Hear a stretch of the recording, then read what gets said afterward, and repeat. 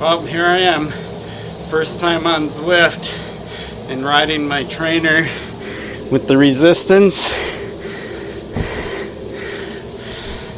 Pretty awesome.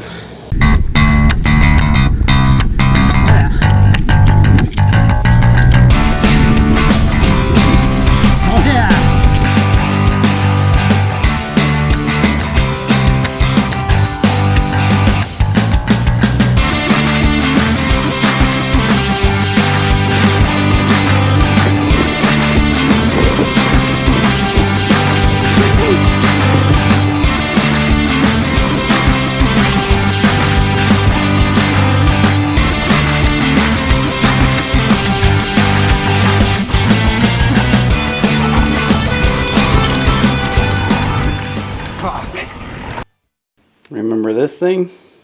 Today I'm going to take this and replace that. So you'll get to see how the through axle works on the Surly Lowside. It's a little different than what we're used to. Alright, so there actually is a through axle here, and then there's a little chain tensioner. Over here on this side is a nut, as long as I figure out which actual size it is. Or not a nut, a bolt. And you undo the bolt over here.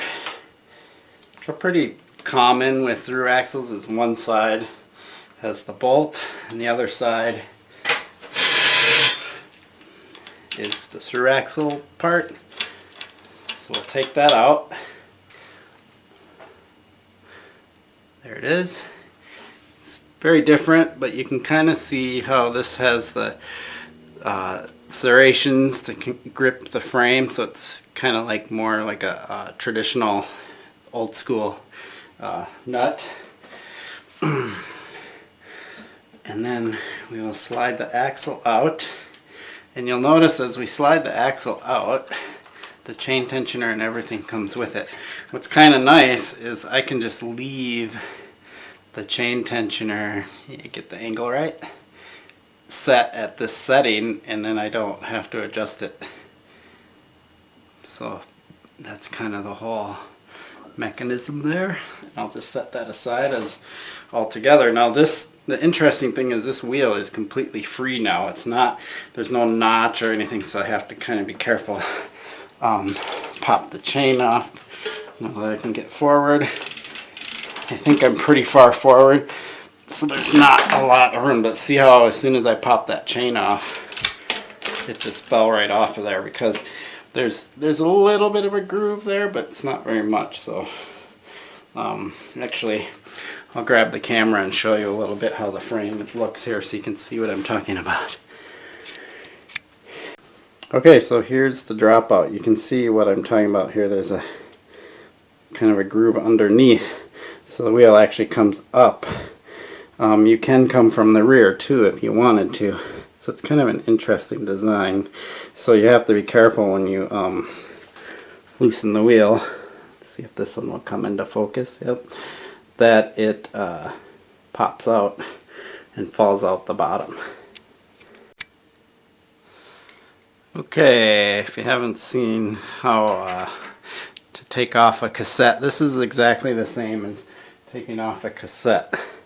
So you basically got your chain whip here, and then you take a wrench with your Shimano chain tool or cassette tool, and then you pull this away and it should break loose. Once it breaks loose, you don't need the wrench anymore. You just unscrew that. Comes right out. Just set that aside, and then we'll take these spacers off. Got two, so what I'm gonna do is keep these aside because the chain was pretty well aligned, so I'm gonna want the same alignment. So then I can just take this Surly Cog off, which I'm a little baffled about. Didn't seem to be very straight or very precise. And we'll go ahead and get this Wolf Tooth one out. Look at that thing. That thing's pretty nice. So I noticed that this one's got kind of an equal bevel on both sides, as the Surly just had one side, but it's going to be such a small amount that I think I'm just going to slap this thing on. It's a single speed, so they generally can go on any way on these cassettes, versus like if you were to put a 10 speed, 11, 12, whatever on here, you'd have to make sure it lined up with the correct splines. With a single speed one, they just go on any way that you want to put them on, because it doesn't really matter what position they're in, because there's no shifting going on. So we're going to put those two spacers back on there. Actually, there's another one I missed. It's right there, but that came out with the lock ring, this may be called. So you can go ahead and thread that back on. I just left the tool in there the whole time, just for speed. Hand tighten that. I no longer need the chain tool, or cassette tool, I should say, not chain tool, because now this is going against the pedaling direction, so it catches the freewheel, so I can just kind of snug that down. Now you don't want to just crank this super tight, but you want it pretty snug, right? And this one doesn't have any like clicks that locks it into place, which I find interesting. I did notice that ring is a little misaligned. I will fix that, but I don't need to do that in the video. Okay, there you have it. The new Wolf Tooth one is on there. Surly one is removed. So I'm going to go ahead and throw this back on the bike if you want to see a little closer look of it. And we'll do the test to see if this actually fixed the chain going up and down when I pedal. Now putting this all back together, we basically just reverse the process. So we want to put the chain on here, because if we don't, we screw ourselves. So I'm going to try just going straight up from the bottom, because that's how that showed we could do it. And through axle just went right in there. I mean, can't get much easier than that. I'm going to loosen this a little bit so I can get the chain on before I go tightening everything. So we put the chain on the back. I usually put the chain on the back first. Then I put it up on the front. Just pedal around until it pops on. Super easy. Now it's on there. And of course my whole body was in the way during that part, but I think you get the point. Now I can stick the chain tensioner on and push the through axle all the way in. So the chain should be in the right position without me having to adjust this, but I can always tweak this if I need to during the process. Especially being that if this is more precise than the Surly cog, I might want to readjust the chain. We'll see. So now I need to go and get the through axle all the way through the other side, and once it's there,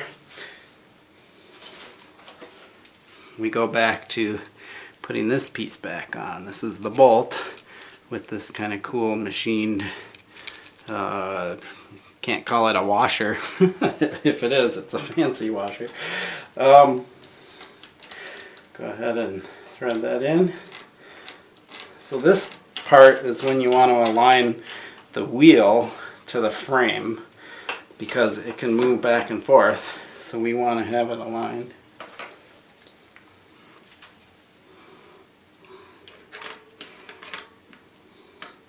So as I tighten this down, I just go up and make sure the wheel's tire is aligned in the frame. Tighten that down. So this one I want to get pretty tight. If the whole thing spins, there is, you can put a bigger, I think 8mm in this side. This isn't spinning on me, so I think I'm good. There is a chain tensioner too, to protect against that. So now, for the test. I will reposition the camera and we'll see what happens with the chain, and we might have to make some adjustments. Oh, here we go, the test. I'm going to try to keep my arm out of the way. We can watch the chain. Oh, I know what I'll do. I'll go over to the other side, and then you can see the chain.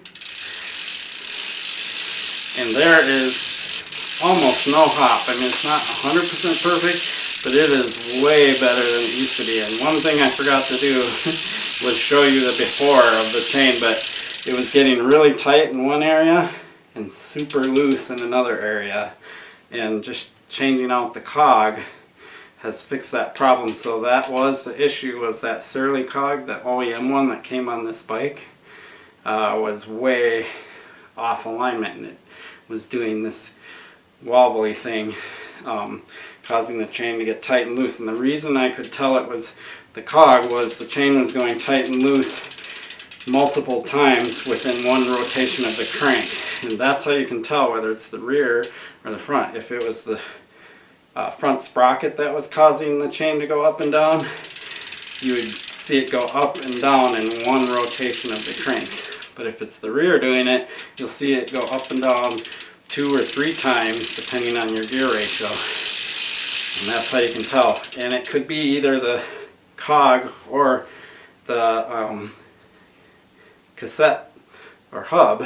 And if it's that, obviously that's the precision of the hub. But I'm glad to know that it was the cog, because that's the least expensive and easiest thing to replace. So there you go. This is a little loose, so I'm going to loosen this up, tighten this chain tensioner just a tad, and then get this chain to be where I want it. I don't think I need to show that in the video, but that's how that works. And then I make sure the wheel's aligned in the frame. Brakes still aligned, everything's good, and then good to go ride. So Surly, I love you guys and I love this bike, but this thing's a piece of crap. You might want to look into that. I'm sure this is the OEM one, because I have some aftermarket ones and they don't have that wobble to them that makes the chain do all that movement. So there you have it. Wolf Tooth. This thing's a lot lighter, and I'm really excited about using this and having my chain not hop up and down. Thanks for watching.